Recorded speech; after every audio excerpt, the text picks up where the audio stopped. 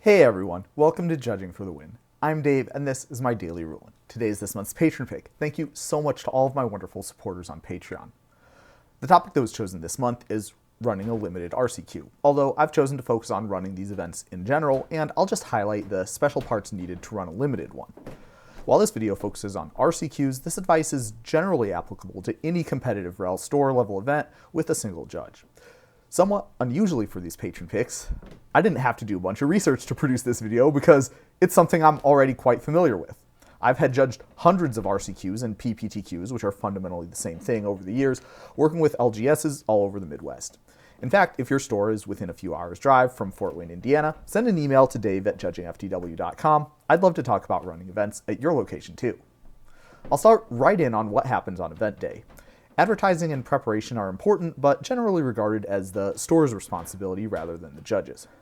Depending on how big the store is, the judge may be asked to help with registration and flipping the rounds, but in my experience, it's more common for a store employee to handle these duties, which makes sense because a store would need someone on staff who knows how to do this for their other events, and it makes more sense to have that person take care of them at an RCQ rather than trust someone new with the store's computer. So with all that taken care of, the first thing that I do as a judge is to see what the player count looks like. Now, this used to be a lot more important because up until a few months ago, Wizards' own official tournament software did not generate an event with the correct number of rounds, requiring manual adjustment from the organizers in order to achieve the format specified in Magic's policy documents. It was literally like this for years. By the way, if you're a store, stuff like this is one of the benefits of hiring a judge. You should expect that the judge would know that this was an issue and be familiar with the standard way to force the software to give you the correct number of rounds. And speaking of the correct number of rounds, we can see the first difference between limited and constructed RCQs. If there are specifically 9 to 16 players, a constructed RCQ would have 5 rounds and cut to the top 4, whereas a limited RCQ would have 4 rounds and cut to the top 8. This is because the top 8 of a limited RCQ is run as a draft, which works a lot better with 8 people than with 4. This chart came from Appendix E of the Magic Tournament rules, and for some reason, no matter how many RCQs I run, I always look up how many rounds there are. You'd think that after the first dozen, I would have memorized this, especially because I only really have to deal with half the chart. Going over 64 players is so unusual, I don't think I've ever had to do one of those outside the context of a larger event. But I guess I'd rather be safe than sorry. Now, if you're running a constructed RCQ, you don't need to do anything special before the start of the event, except have a stack of deck list sheets ready and make sure that everybody fills one out. If it's a limited event, then you're going to want to have the deck list sheets ready, but it's going to be a different one. You can download these right off of the Wizards website, the same place that you would download the MTR or the IPG. You're also going to need to prepare 6 booster packs for everyone. At major events, judges will stage the packs in a box in groups of 6, which makes it easier to grab the correct number and hand them out to people. Doing this is less necessary if there's only a dozen or so players in the event, but it does make passing out the product go smoother, and the benefits compound the more players that you have. I strongly recommend against giving packs to players as they register, since if a player discovers during build that they have too few packs, it would be almost impossible to determine whether they were given the wrong number of packs previously or whether they got the correct number and they just lost one somehow. In addition to handing out deck lists for players to register their pools on, you'll also need enough pens to lend out to anybody who didn't bring their own.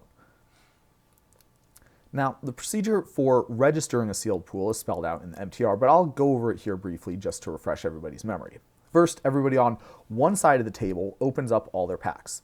The person across from the table witnesses this, and the players are expected to report it to the head judge if any boosters with an unusual distribution of rarities are opened. After this, the players on the other side of the table open their packs, witnessed by the person across from them. After this, the players exchange pools with the person who witnessed them opening and register each other's pools on the sheets that were passed out in the beginning of the day. Each sheet has a line for the player registering the pool and a separate line for the player who's actually playing the deck. In approximately half of cases, players will write their name boldly on the wrong line. I try to fight back against this by having players write their name on the player using deck line before passing to the verifier, and this knocks that figure down to maybe 20 or 30%, but at least it's pretty effective in terms of the other thing players like to do, which is forgetting to write their name at all. During registration, players record how many copies of each card that they opened. You're probably going to see a few people call a judge because they accidentally wrote a number in the box for the card a row above or below where they were supposed to. And maybe a few more who have multiple copies of a card and they need confirmation that tally marks are indeed acceptable. I always just ask the player to make whatever correction that they need to make and initial nearby. One of the few remaining uses for my red pen now that penalties are recorded digitally. If you're a player, I'll give you some advice, which is that the registration process goes substantially faster if you sort the cards into colors and then alphabetize them. The extra effort spent in getting the cards into order typically saves time because you don't have to find each individual card on the list. You just need to go down the checklist and mark the correct number for each card. After registering the pools, everybody gives the pools back to the player who originally opened them, and the deck building phase starts. This is about the time when you're going to see a bunch of judge calls related to people who had the person registering their pool mark in the played column rather than the total column. In this case, I generally tell people to just draw a little arrow at the top indicating that these two columns are going to be switched for that deck list. The other call that you're going to see is problems with the registration, like if somebody registers one copy of a card where there were actually two in the pool.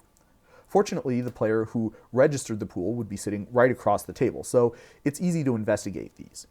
Any changes made after such an investigation, I also initial.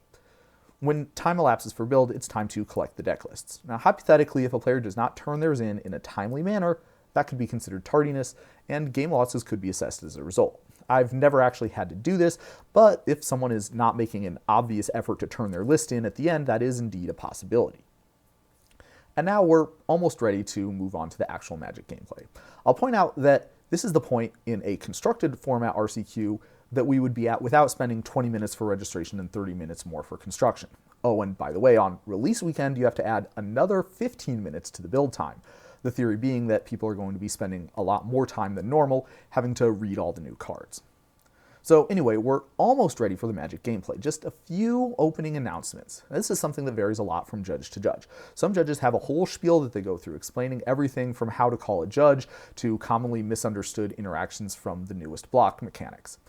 My philosophy is that people's attention spans are finite, so it's important to be respectful of that fact and only include information that's absolutely necessary. As I've gotten older in the judge program, my definition for what qualifies has narrowed considerably. Now I'm down to just something like this.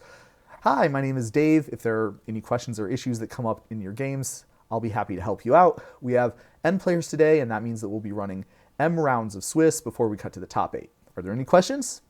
All right, everybody get your deck list out and make sure that your name is on it. I'll be around to collect them shortly. So in a constructed RCQ, I don't like having random seats for a separate player meeting just for them to hear that speech and then have them need to get up again to find their opponents. So I always just push the pairings for round 1 and wait until the opening announcements to start the round clock. This does have the drawback of sitting people across from their opponents during the deck list collection, a fact that I'm always sure to warn them about. In a limited RCQ, you can't have people sit across from their opponents during build. Seeing the other person's entire pool would be crazily out of line, which kind of forces you to have random seating during registration and build and only push the pairings afterwards. There always is a chance that someone gets paired against someone who sat near them in the build, but that's just the luck of the draw. In a small event, it's almost inevitable. At least the reciprocal nature of this makes it so that both players in the match would be equally affected. I don't have a whole lot to say about the Swiss rounds themselves. Obviously, there is going to be work going on for the judge to do, but nothing specific to RCQs, and routine judge tasks are outside the scope of what I want to talk about here. One thing that I do want to point out is that in the last round of Swiss, it's probable that some of the players will intentionally draw in order to secure a spot in the top 8. This is completely legal as long as the players do not offer anything in exchange for a match result. I talk about this in my video titled Are Price Splits Legal, so check that out for a fuller explanation of the official policy. I always like to mention that anything that meets the definition of bribery can be grounds for a disqualification before I start the round clock in the last round, and advise the players to call a judge if there's any doubt about what they legally can say or offer. Immediately after the round clock starts, there's one other thing that I like to do that makes the day run a little bit smoother. I'll have a talk with all the players who are drawing into the top 8 about how starting the playoff rounds works. Officially, the playoff matches do not begin until after time has elapsed in the last round, even if all the matches finish early. This means players are free to leave the venue and get a meal, smoke a cigarette, or just take a walk and clear their heads. As long as you are back before that clock hits 0, I tell the players, there won't be any problems. That said, if you show up after that and I have to delay the start of the top 8 1 second waiting for you, tardiness will work the same as it always does, that being a game loss at 1 minute and a match loss at 10 minutes.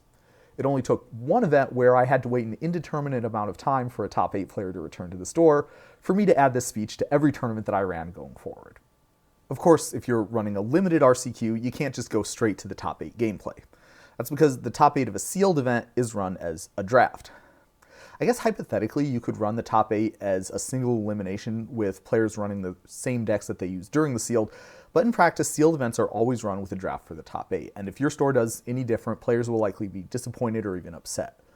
According to the MTR, the seating for the draft is random, and the matches are not determined the same way as a constructed event's top 8 would be, with the bracket being set according to the players' seeds that they earned during the Swiss portion of the event. Rather, their seat at the draft determines their opponents, with players facing off in round 1 against the player who was 4 seats away from them during the draft, and then playing the winner of the match between the players who were 2 seats to the left and right of them in round 2. Now, this means that the player who got the 3rd seed might have to face the draw in both the quarter and semifinals if the table is sufficiently unlucky. There's a chance that some players might be surprised by this information, so be sure to spell it out clearly before the draft starts. I like to assign the seats by secretly marking a number from 1 to 8 on the bottom pack of each player's draft set with a permanent marker, and then mix these up and allow the players to pick their own draft sets. This has the benefit of being ostensibly and provably random, while also allowing players to have some sort of measure of agency over where they sit and what they open. In professional tournaments, it's customary for draft to be called. In other words, players are allotted a certain amount of time for each pick, and a judge is sitting there with a stopwatch telling the players when to pass the packs. The goal of this is to make it so that everyone has exactly the same amount of time to pick, which keeps it fair, and also minimize the chances of somebody picking up a pack out of order, which can be a huge mess to resolve. Some players like doing this because it makes things feel more official and it gives them practice for when they do end up on the big stage. Others don't like it as much because it can be cumbersome and generally does increase how long the draft takes. I ordinarily don't offer this as an option unless the players ask for it, but some judges really like calling drafts, so they always run them like this.